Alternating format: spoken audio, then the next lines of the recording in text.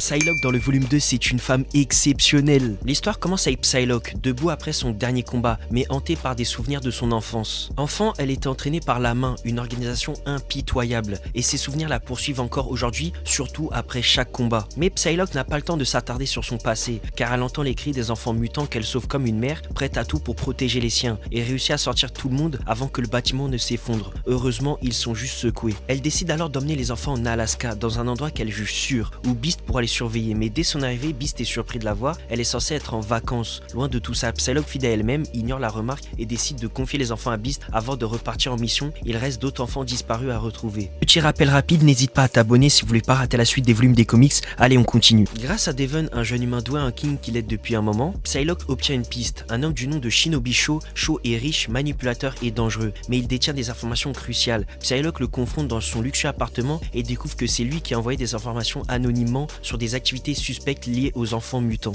Ensemble, ils infiltrent un club secret appelé le Cleaver Club. Là-bas, des enfants mutants sont forcés à combattre à mort pour divertir une foule de riches spectateurs. En explorant, Psylocke découvre une vérité choquante. Certains de ces enfants ne sont même pas des mutants, mais des humains dopés avec du mutancro-hormone pour augmenter leur nombre. Avant qu'elle ne puisse libérer les enfants, Psylocke est capturée et jetée dans l'arène. Les organisateurs annoncent un combat spécial, une mutant adulte contre tous les enfants. Refusant de leur faire du mal, Psylocke utilise ses pouvoirs pour les neutraliser sans les blesser, simulant des attaques pour les protéger. Pendant ce temps, Sho agit dans l'ombre et neutralise le chef de l'organisation. Avec lui hors jeu, les colliers de contrôle des enfants sont désactivés. Psylocke et les enfants, libres de leurs mouvements, utilisent leur force pour se défendre contre les gardes. Ensemble, ils sortent victorieux. Finalement, Psylocke ramène les enfants en Alaska pour les réunir avec ceux qu'elle avait déjà sauvés. Alors qu'elle marche dans le refuge, elle aperçoit une porte et quelque chose cloué dessus, un bras mécanique qui lui semble familier, celui de Grey Crow. Un message est attaché au bras et contient un seul message: viens me retrouver. Vraiment, le prochain volume va être exceptionnel.